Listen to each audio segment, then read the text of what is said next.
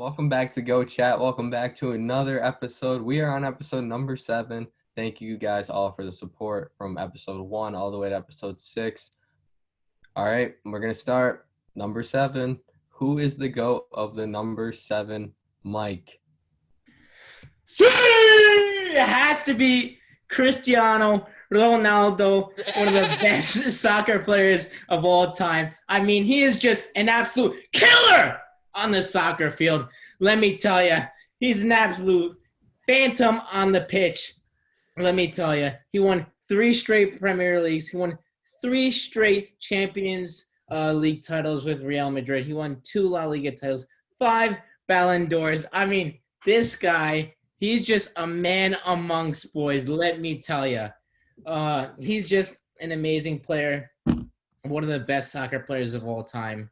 You could argue like Messi or Pele. I think he's better than Messi, but Ronaldo, definitely one of the best soccer players of all time. Well, I'm the golden number 7, not okay. anyone else. I'm deaf now. I don't know about you guys. Can somebody please explain to me what that was? Like, is that what he does? Yeah, after like every goal, he like runs around, then he jumps, and he goes, "See." Oh, okay. Okay. Wow. Okay. Connor Wood. You got to put a headphone warning there. Well, wait. I'm gonna agree with Mike without all that extra yelling. No, I mean it's definitely Cristiano Ronaldo. I'm not the biggest of soccer guys, but I knew immediately when we were on episode 7 that it had to be Ronaldo. He's won 2 Premier League MVPs. He's a 5-time Champions League champion. He has 440 goals in his career, over 140 assists. I mean, the stats are there. The money's there. He's the first soccer billionaire. He's definitely the GOAT of the number 7. Okay. Thank you for not screaming in my ear. You're welcome. Tommy, who is the number 7 for you? Well, I'm going to have to go with Ariana Grande for her song 7 Rings. Oh my gosh. No, I'm just kidding. Obviously, it's Mickey Mantle. Who else would it be? Mickey Mantle is one of the best Yankees of all time, one of the best baseball players of all time, Hall of Famer, 7-time World Series champion, 3 MVPs, a batting title, 2,415 career hits, a 298 career hitter. That was an obvious one for me. I don't know about that screaming guy really, so I didn't go with him. But yeah, Mickey Mantle, he's the man. Awesome, Tommy. I'm sure. I figured you were going to pick a Yankees player yet again. Yeah, but if we were going with music, it would definitely be Ariana Grande. Okay. Matt, You think who's you'd, your number 7? Well, my go to the number 7. I'm going to throw this one out there. John Elway. He's a 9-time Pro Bowler, 2-time Super Bowl champion, 1-time MVP. And like Connor said 2 episodes ago, I think, off the field, he won the Walter Payton Man of the Year in 1992. He's a great guy. What he did in Denver was great. And now he's a GM for Denver, and he brought in Peyton Manning. He won a Super Bowl for them. So I'm just going to open the floor now. Oh, also respect to Ronaldo, too. That was a good choice. I don't know about this guy named Mickey Mantle. Was Mickey Mouse or something? Oh. Have you never heard of Mickey Mantle? Yeah, I've heard of him. Oh, okay. Because you didn't hear us stay in the musical, man. Like, Well, now I know him. Tommy, you teach me something every day. oh, I'm glad. Thank you, buddy.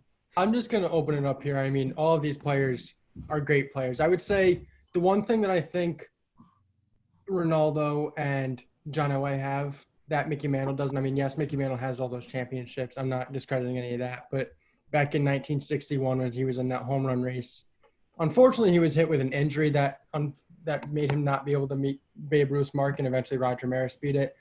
But, I mean, he always had so many injuries that took him out of the seasons, and he never had that great season that Babe Ruth had back in the 30s or Maris had in 61, because he was always hit with the injury bug, or there was something that always came up.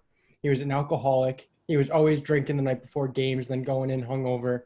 So, I mean, all of that stuff, I would say, kind of discredits Mickey Mantle to a point. I mean, he's one of the greatest Yankees of all time, and his number is retired there in New York. But I would say that all of those factors have to play in the part for the reason why I chose Ronaldo over Mantle. I think you also look at Ronaldo and you look at how he's been able to stay so good for so long. I mean, he is just the model for consistency. I feel like you could compare him to LeBron. They're both in their like at the end of their prime now, but they're still in great shape, playing really well, playing like one of the best players in the world. And you look at Ronaldo, and he also has some accomplishments in international play too, as he won the 2016 European Cup. So, I mean, he also has 5 Ballon d'Ors, 4 of which he won back to back. So he won back to back in 07 and 08. And he won back to back in, oh, no, I'm sorry. He won back to back in 13 14. Then he won back to back in 16 17. And Mickey Mantle only has 3 MVPs throughout his whole career. And you're also forgetting that soccer is an international game. So it's not only the La Liga or it's not only the Premier League, it's the whole world in which they pick the most valuable players. So I think that's what boosts Ronaldo above Mickey Mantle, even though Mickey Mantle is a great baseball player. And same with John Elway. There's not really much. There's not really much to argue either for or against really for John Elway. I mean, he was a part of a great draft class back there with Dan Marino and Jim Kelly. And he wasn't one of the best quarterbacks to come out of that draft class. But, I mean, he was definitely still one of the best, at least in the NFL, to wear number 7. And, I mean, now you look at him in his GM days. And, I mean, he's done a lot for Denver to turn it around since he took over there. And, I mean, you mentioned him being the Walter Payton Man of the Year. He is good off the field, out of the office, all that stuff. So I'd say just like all these players are very good for the number 7. Yeah. Does anyone have any other responses? I mean, obviously, for me, Ronaldo he's a great player. Also he has international accomplishments, which is great for the game of soccer. But football is really just there's no like Olympics or anything for football, so you obviously can't take that away, the credit away from Elway. But still, all these guys are great athletes, nonetheless. Well, I think one thing for Elway, he wasn't really able to win his 2 championships until later in his career, where I feel like he had where it was more of a TD in the backfield and Shannon Sharp and a good defense that helped propel him to the Super Bowl. I thought it was unfortunate how he couldn't necessarily win a Super Bowl during his prime, but he did end up winning at the end of his career. But I think that was more for TD and his supporting cast than it was for John Elway. Tommy, do you have any last remarks on Mickey Mantle, Ronaldo, or John Elway? No, I mean, I agree with you guys. I know Ronaldo is a great player, but for me, got to go with one of the best Yankees of all time. And obviously John Elway, incredible player. There with football. So I think they're all good choices, but yeah, ultimately I had to choose Mickey. Tommy, can I ever ask you if you're not going to go with one of the best Yankees of all time? I didn't do it last week. I went with Stan. Stan the Music Man. That's right. No, next week I might, or no, not next week. Next week's a Yankee, but the week after I might mix it up. Awesome. Can't wait to hear that, Tommy. Before we go into our next segment, Tommy, do you think you could do a cover of 7 Rings for us? I don't think I can do it. No, I got to warm up vocal cords before I do that. All right, guys, stay tuned. TikTok, Tommy doing 7 Rings. We promise in the next week we're going to get him to do it. Okay, I might. All right, we'll be back with our next topic momentarily. Welcome back to Go Chat. We were just talking about the go to the number 7. We all threw out some good names here. We are now moving on to our next topic. It's the first time we've talked about them in a long time. They are coming back July 31st. It is the National Basketball Association. And the guys, we're going to talk about what we think about the new format. We're also going to throw out some predictions about who we think under this new format could win a championship. And we're also going to decide who we think could be the league MVP. Mike, I'm going to start with you. First off, what do you think of the format? Well, I think the format is a good one.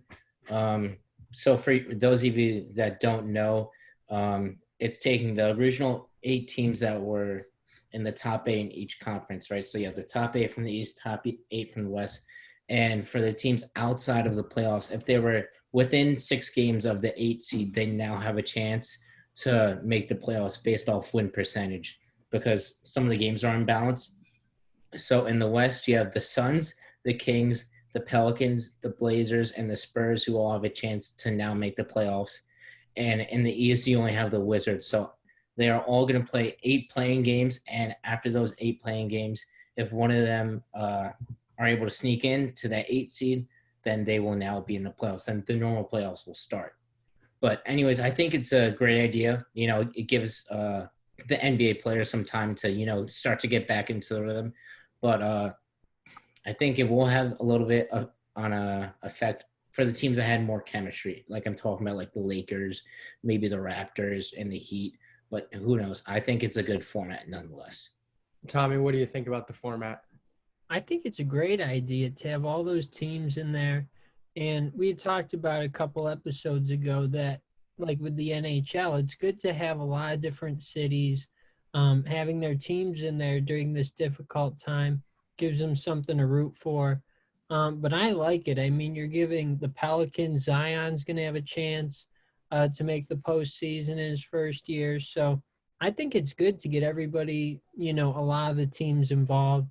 And I think it'll make for a lot of exciting games at the beginning of August. Matt? I like the format too, what the other guys were saying. I think it's a perfect amount of teams that'll make it, and it's not going to be controversial. Like what Mike said, that 6 games back, that's kind of perfect. And you're not throwing in teams that like the Warriors who don't deserve to be in it, but they'll have Curry, and who knows what they could have done.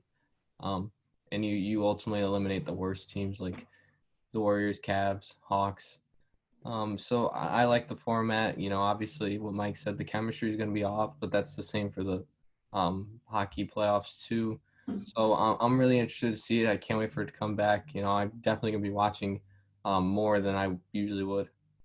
I agree with all 3 of you guys. I think it's going to be really good. 1, just for the NBA's sake, but I mean, 2, just for the sports world in general. It's going to be it's going to be the first major sport that returns. I mean, we're going to have golf back on Thursday, but national NBA is what people want to see, and having it back and having 22 teams in it, it's going to be good for the sport. So I guess we will just jump right into our predictions here. I mean, obviously we all know that the chemistry is going to be off between these teams, but with the teams that we know are still left in contention, who do we think has the best chance to make a run? The LA Lakers. I'm still sticking by this. I think the Lakers have the best chance. You just have your star power LeBron and Anthony Davis, and then you have, they're fighting for a reason. Obviously, unfortunately, everyone knows that Kobe passed away in January, and how great would it be to win after this crazy year, something good in 2020. Win it for Kobe. They're going to push everything against it. They're going to push everything for it. I think that they have the best chance to win, just based on Kobe and their season, because I think things happen for a reason. And, you see these teams that miraculously do great things after some tragedies like the Boston bombing and the Red Sox. And, even like the Blues had a purpose last year in the NHL playoffs with the young girl who was cancer patient, I'm pretty sure.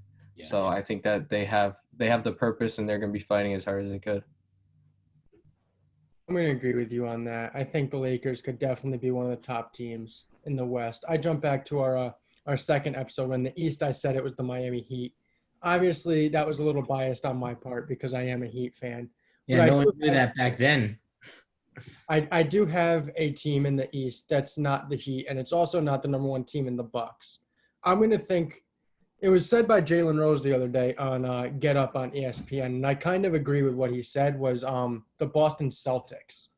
Their chemistry has always been good throughout the entire season, and the format and their – obviously the last 8 games of the season for seeding purposes are going to be very crucial for those middle-of-the-line teams in each conference, and I think Boston can have a good shot at those last 8 games, and then they'll get some good seeding. And I think Boston could really succeed. They have 3 players on their team with over 20 points.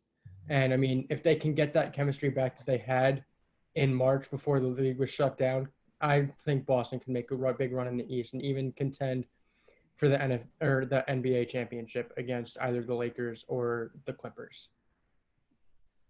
Yeah, I agree with you. No, go ahead, man. Oh, I was just gonna say I agree with you. I think the Celtics, led by Kemba Walker and Jason Tatum, will have a good shot in there. Honestly, in my finals, but the one thing I worry about them is how they're gonna go against Giannis. But we could talk about that later if Mike wants to give his predictions. Well, the Lakers and the Bucks are favored to win the NBA title. The Lakers are plus 200. The Bucks are plus 275, which is kind of surprising. I thought the Clippers would be number one because I'm gonna have to go with them to come out of the West and win the title. Like I said the last time we talked about the NBA, the big thing about the Clippers is that they were playing most of the year without their full team. It was Paul George was hurt, Kawhi Leonard was sitting out, Pat Bev was hurt, and when they did have their whole lineup together, they were 9-0. And I feel like if you subtract the chemistry that a lot of the other teams gained throughout the season, like the Lakers needed, I feel like the Lakers need more chemistry than the Clippers do because they don't have as much depth as the Clippers do. So I think the Clippers will thrive on not needing as much chemistry. I think most of the teams are going to start off from square one, and the Clippers are going to be able to excel in that situation. As you saw in the first game of the season, I know it was the first game of the season, but the Clippers did beat the Lakers without Paul George. And hopefully Paul George is all healed up with his shoulder with all his time off. But anyways, coming out of the East, listen, I would love Boston to come out of the East. Over the last 10 games, Jason Tatum was averaging 30 points a game. He's emerging as a superstar, as one of the best players in the NBA possibly. But I'm still going to have to go with the Bucks. I'm going to preview my MVP pick here, as I think Giannis will definitely he's running away with the MVP right now, in my opinion. But I feel like the Bucks are just a solid team overall. Boston kind of lacks size in the middle of their floor, so I think Giannis will be able to take advantage of that. I'll give Boston a good chance against Milwaukee, but I think Milwaukee will come out top. I would not be surprised if Boston advances, though. I'll just keep that out there. So I think it'll be Clippers, Bucks in the finals, and then I'll take the Clippers in 6 to win their home court. Tommy, do you have any predictions for us? Yeah, you guys made a lot of good points, and I agree with a lot of what you said. Like what Matt said about they have a lot to play for, the Lakers out of the West. Obviously, with the passing of Kobe, I think that they'll definitely, give them a little extra energy. They'll want to go out there, win it for him. And they have a great team as well, obviously. They have LeBron, Anthony Davis. So I definitely think that you can expect to see them in the finals potentially. And out of the East, I'm going to have the Bucks. They have a lot of good scorers on the team, obviously. Giannis, nearly 30 points a game. Chris Middleton, he can also score a good bit. He averaged over 21 points a game. So those are my predictions, I think. And, those are kind of obvious ones because they were two of the best teams in the NBA this year. But I just think that they have what it takes to be in the finals. And I think it would be a great series as well. I mean, looking down the road there. Definitely love to see that. I will say a team that would come out of the West that I think could have the capability, considering a lot of the team's chemistry is being set back to square one, is the Houston Rockets. They definitely have the star power on that team to do something, and it all depends on the chemistry that James Harden, Russell Westbrook, and Clint Capella can put together. But I mean, if you have these people who consistently put up these numbers, I really think they could have a good season or have a good playoff run and maybe find themselves in the championship. I was definitely going to bring up the Rockets because they're tied with the Celtics for fourth best odds at plus 1,500. But one thing, Capella did get moved to the Hawks. I did just remember that the Yeah, I didn't want to interrupt you talking, but I think unlike many of the other teams, the Rockets have the star power and the capability to take down a Clippers or a Lakers team. I still think Russell Westbrook is one of the best point guards in the league, and you look at James Harden and the prolific scorer that he is. I think if they play well together and focus on a team game more than playing one-on-one ISO ball, then I think the Houston Rockets could step up. But James Harden and Russell Westbrook need to step up in the playoffs. They have not stepped up in the playoffs the last couple of years, and they need to show up and show out and show the world that they are superstars in the NBA and that they are easily both top 10 players. They need to prove that this playoffs, and that's how they will prove it, by succeeding. And who knows? Possibly they could take down the Lakers, the Clippers. Who knows? They beat the Lakers when I think it was the first or second game after they traded Capella. So who knows? I do have a comment. Can I just get one more thing before I let you talk?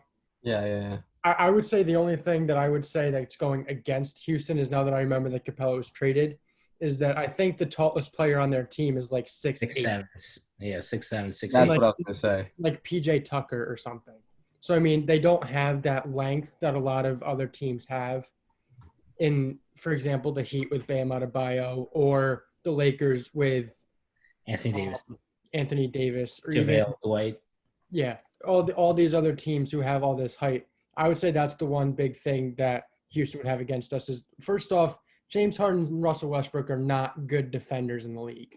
They can play relatively well ball, but they're not very good defenders. And then you can have them getting blown by people, and then there's no big guy in the paint to stop any runs. So that would be the one thing that I would say would hold Houston back.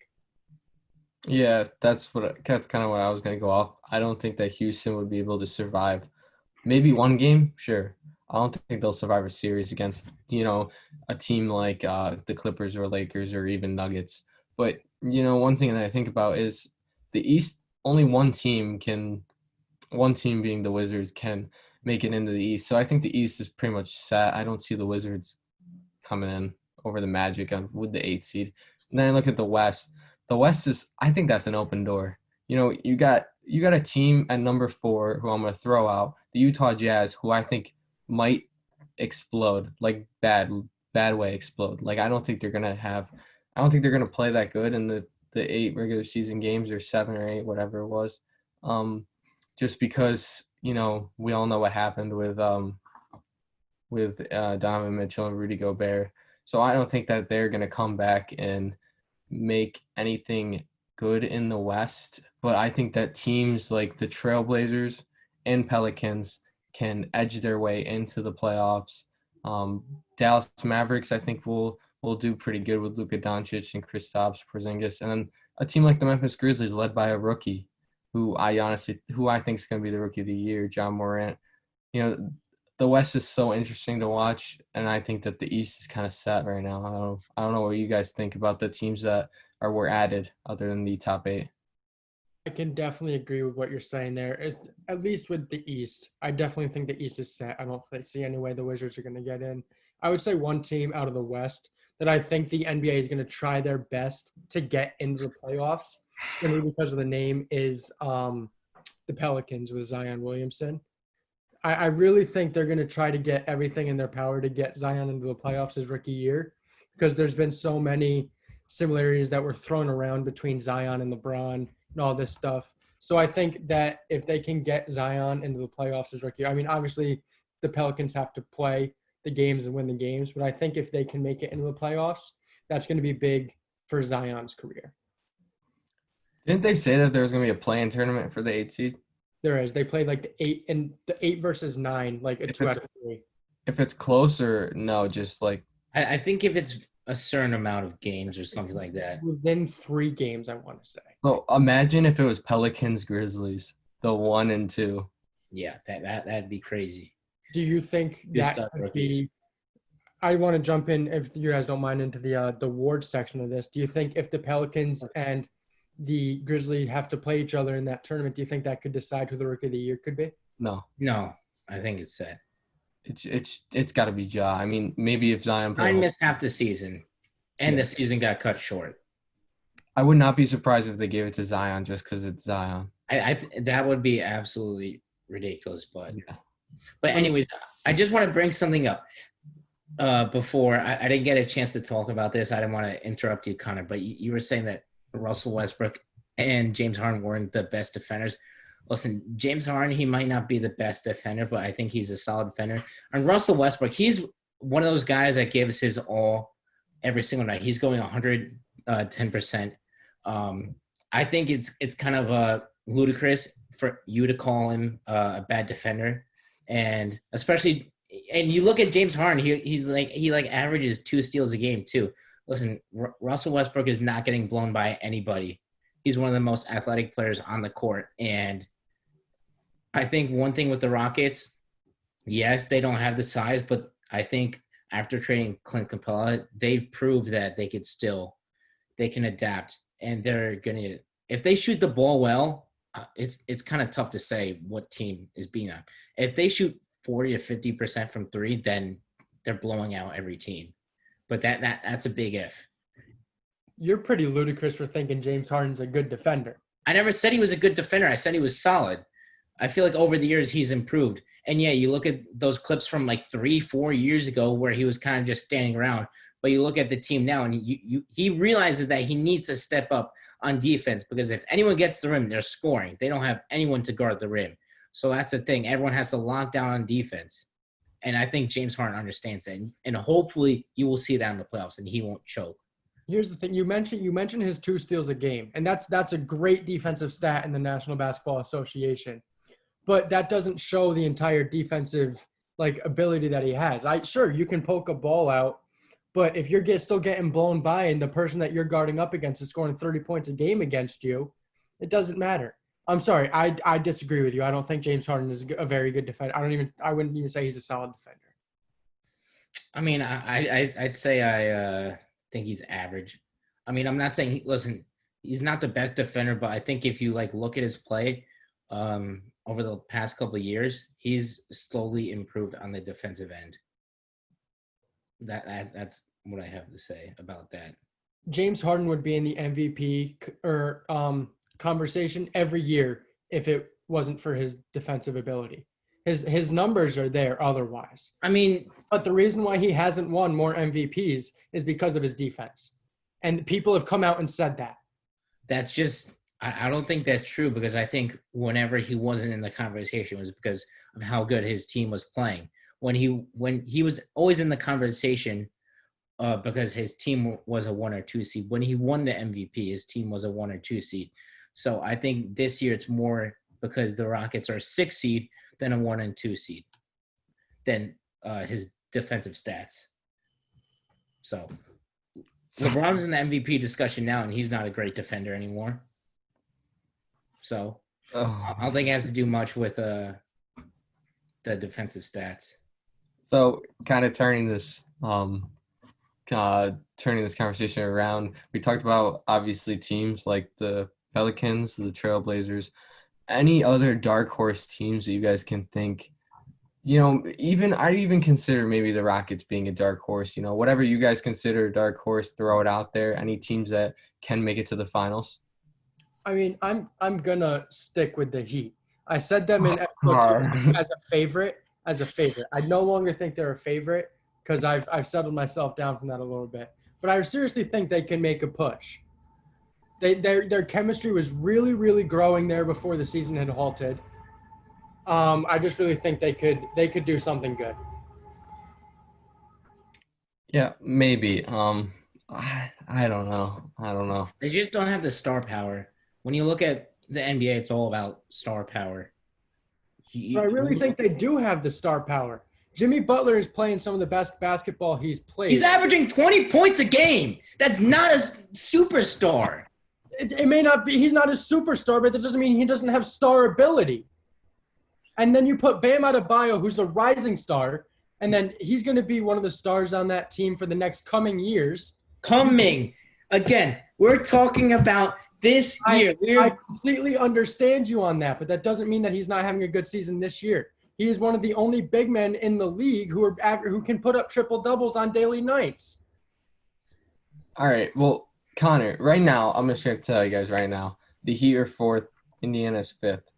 And obviously 6th, we have the Sixers too. Do you think that any of those teams can knock out the Heat, or do you think the Heat is kind of a lock for teams against like the Pacers, Sixers? I don't think the Pacers can beat them, and I think the Sixers versus the Heat, it's always a good series. It is always a good series, but I really think that the Heat can beat them. My dark horse is the Sixers. I think that Ben Simmons and Joel Embiid, they can make a run in the playoffs.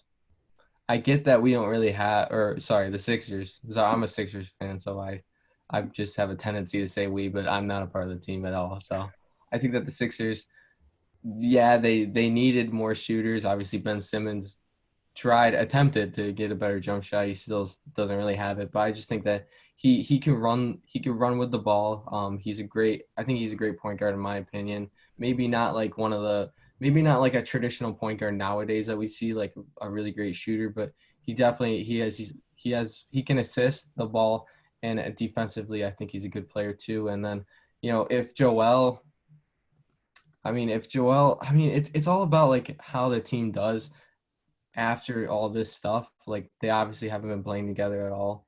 So I think that if Joel and Ben are both on their game, and then we have people like Tobias Harris, sorry, I said we again, but people like Tobias Harris and Al Horford all playing good, I think that their best case scenario is to make a run in the playoffs, and obviously their worst case scenario is to be a first round exit. But just want to see what you guys thought of that. Well, I would say I have two things to say. I have one thing to point back against you, and then I also have another team that I really feel like we're forgetting. But if the Sixers couldn't win with Jimmy Butler, they didn't really add anyone over the offseason or through the trade. Al Horford. He's not been playing that well. So I don't think the Sixers can really make a run considering how they did last year. Go ahead. They lost to the team last year in the playoffs, who I think we're completely forgetting, who is the Raptors. The Raptors they had a great season, and they lost Kawhi, and it's like they're not missing anything. Now, I'm not saying that the Kawhi leaving is going to make them a better team or even keep them the same team, but they still have a quality team there, and I think that they could be up there. What are they? Are they second in the East right now? Yeah, 46-18. Yeah, that's a great team. And we're giving them no credit for discrediting them for as long as we did in this conversation. I definitely have to agree with you, Connor, on the Raptors. I think they are a really solid team. But I think, again, you think about they have like more of like a team game. I need like a player that more or less sticks out and is that superstar. And Pascal Siakam is emerging as that superstar for the Raptors, but I don't think he's at that level yet of a Giannis or Kawhi Leonard or LeBron. He's obviously not at that level yet. I might take him over Jimmy Butler. I'd probably take him over Jimmy Butler considering the success that he has had this year with the Raptors, but I think the Raptors are also a good team. And going back to your point about Bam Adebayo, he has 3 triple-doubles this season. He's averaging 5 assists a game. Were you getting this thought that he can have a triple-double on a nightly basis? Listen, I like Bam.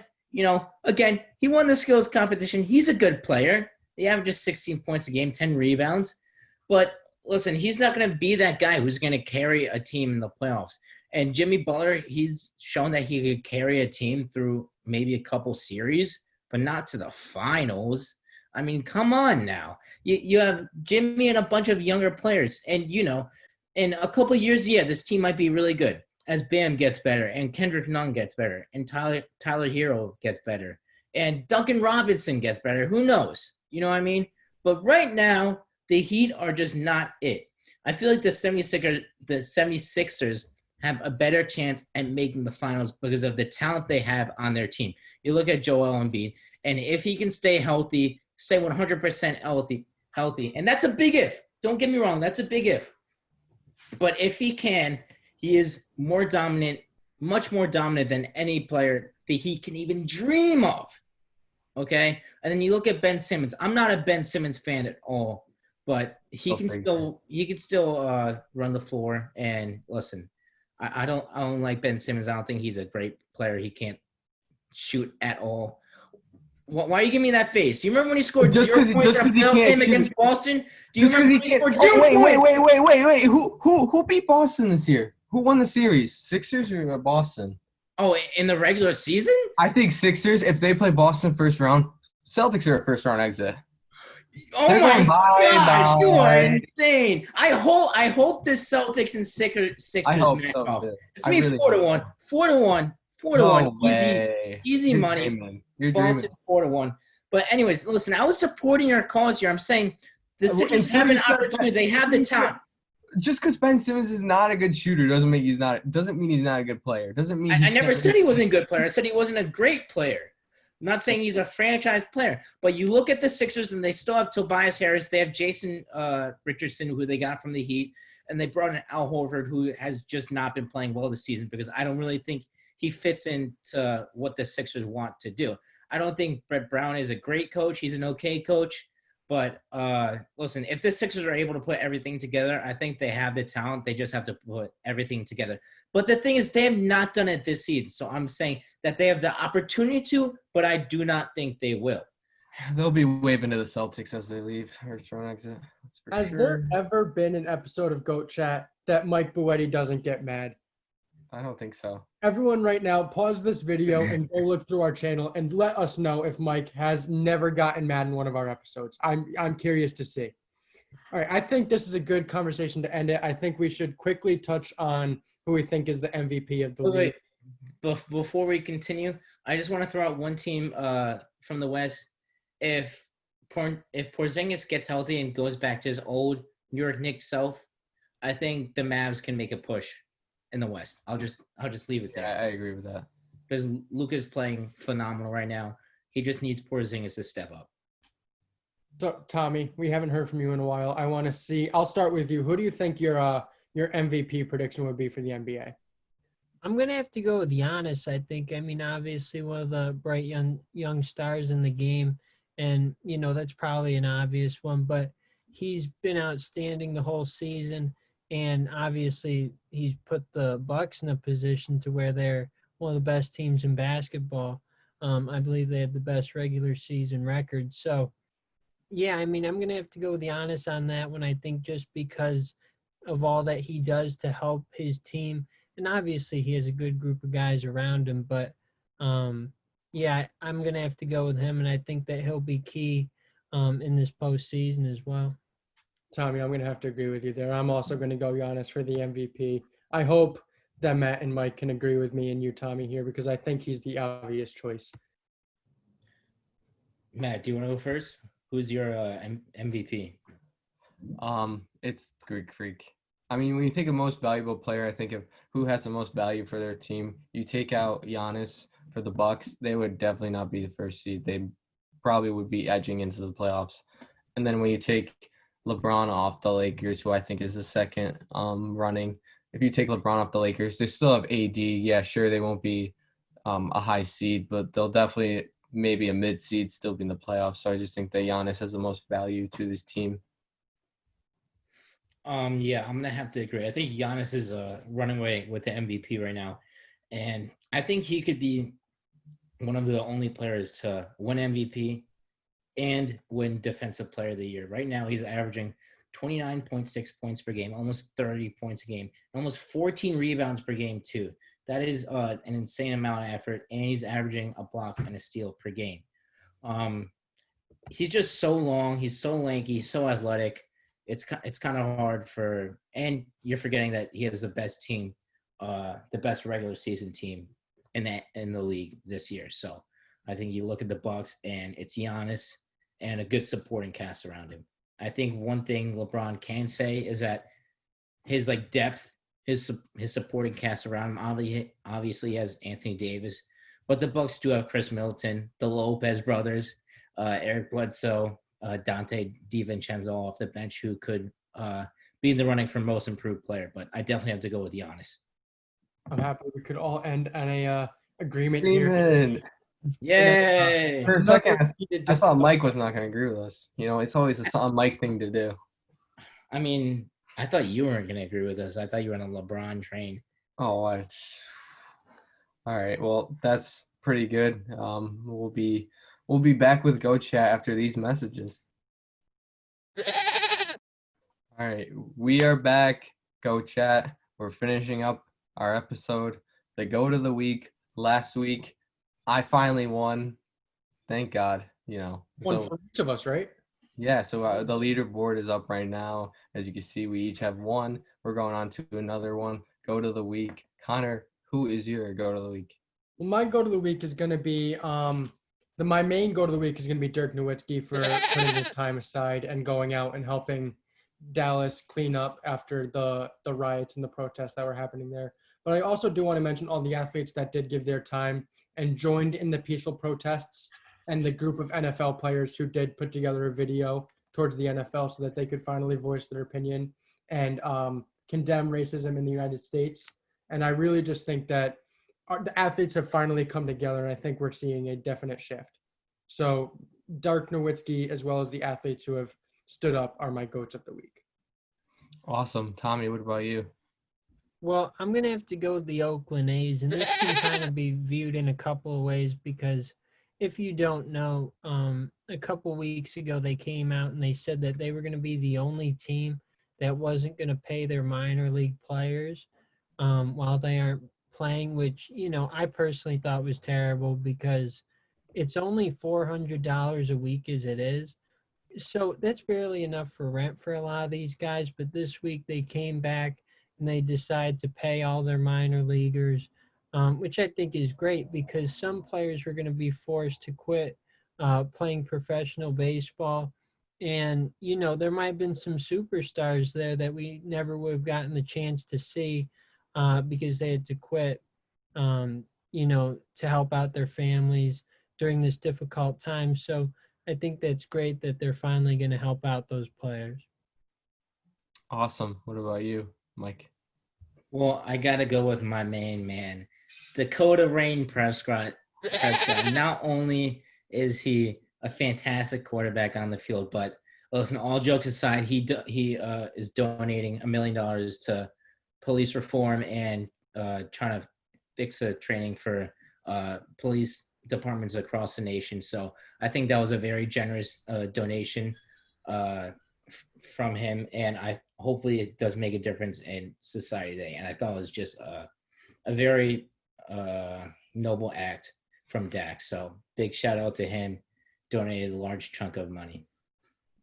Yeah, that's a good story to hear. My goat of the week is Amanda Nunes, who won the featherweight fight yesterday, UFC 250 against Felicia Spencer.